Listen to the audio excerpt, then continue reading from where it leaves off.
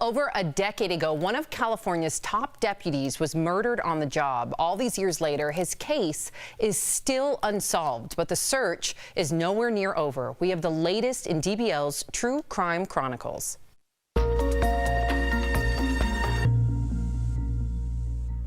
This is Jeffrey Mitchell. He was a family man who loved his wife Crystal and their 6-year-old son Jake. He was also passionate about his job, serving as a sheriff's deputy of the Sacramento County Police Department. It was October 2006 on this narrow, rural road where the mystery began. At about 3:24 in the morning, Deputy Mitchell had come in contact with a white van. He was checking on an abandoned car when at some point something went wrong. About 6 or 7 minutes later, dispatch hears his radio keyed. There was a clearing of the air a little bit. They'd done a welfare check on him. There was no response. His department immediately called for backup, and when they arrived on scene, they found the unimaginable. Deputy Mitchell was lying on the ground behind his patrol car, bleeding. Someone had shot him in the head with his own gun. The white van was gone, prompting a massive search. Hours later, a knock came on Crystal Mitchell's door.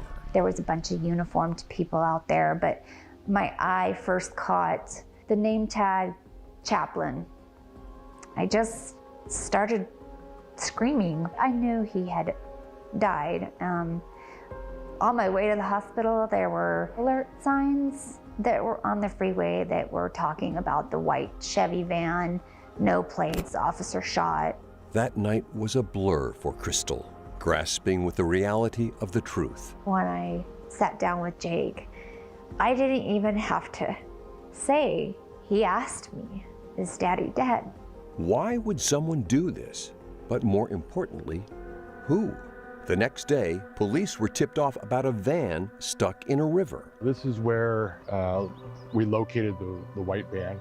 It was that same car Deputy Mitchell was checking in on, but it was now about a half hour away from the crime scene. Oh, I think they came directly here from the scene. A huge piece of evidence that only became more disturbing.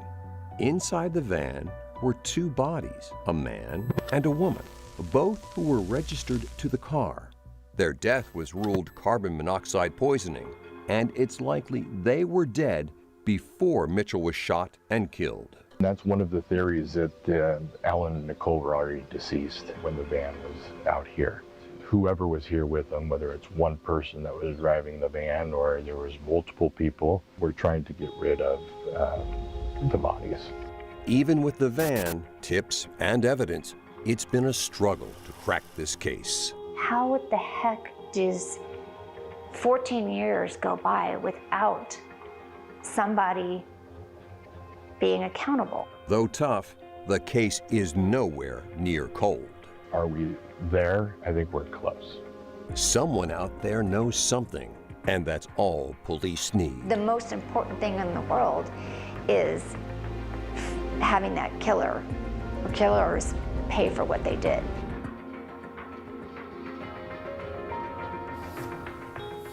Earlier, Al and I spoke with a reporter who's been following this case closely. Take a look. We are joined by anchor and reporter Madison Wade from ABC 10 in Sacramento. Madison, thank you for being here. So it's been 14 long years since Sheriff Deputy Jeffrey Mitchell's death. Detectives recently told you they are close to cracking this case. How so after 14 years? Absolutely. After 14 years, they have made so many strides. And the lead detective on this case told me that they would be lying to me if they said they didn't have any persons of interest or suspects in this case, but they are really waiting on someone or something to put them over the edge. They described it as moving a football down the field to get that touchdown. The touchdown would be solving this case, but also would be prosecuting this case. There's a difference between that. You could solve the case, but if you don't have enough evidence, then you will have a hard time to prosecute a case like this. Now, Madison, you had a chance to exclusively sit down with his wife, Crystal. Is there anything that she told you that really stuck out with you, and who does she think killed her husband? So she wouldn't tell me who she thinks killed him. Of course, this case is very confidential right now. They don't want to say too much to people in the news. Therefore, you never know what would happen with a case like that if they were to give too much away. I did ask her, but she did tell me some very sensitive things about the moment she told her son, her husband, his father was shot and killed. And Wow. he asked her, yeah, it was a very emotional moment. He asked her, where was he shot? And she said, in the head. And then he said, is there any way for the doctors to just put a Band-Aid over it? Oh my gosh. You know, it's just, he was 6 years old at the time, so young, and to go through something so traumatic like that, it's just very heartbreaking. And then one heartwarming thing, if I can mention, she got his badge after he was laid to rest. She got the badge he was wearing the night he was murdered. And behind the badge, someone told her to flip it over. And there was a picture of her and her son, Jake. Oh my gosh. So he wore that badge every single day with a photo of Crystal and Jake right on his heart. It's just it just goes to show you what kind of a man he was, what kind of a family man he was and a father. Yeah, wow, that is heart-wrenching. But to your point of him being so beloved, right, by his community and such a family man, what kind of impact did Deputy Mitchell's death have on your police force and the community as a whole? Absolutely. He had a massive impact on this community as a whole. People remember this case so much so when I said I was looking into it, you know, people were like, I was actually just at his memorial a couple days ago. This case, the fact that it's gone unsolved, it's an officer-involved shooting, incredibly rare for no one to be caught when a deputy or an officer goes down.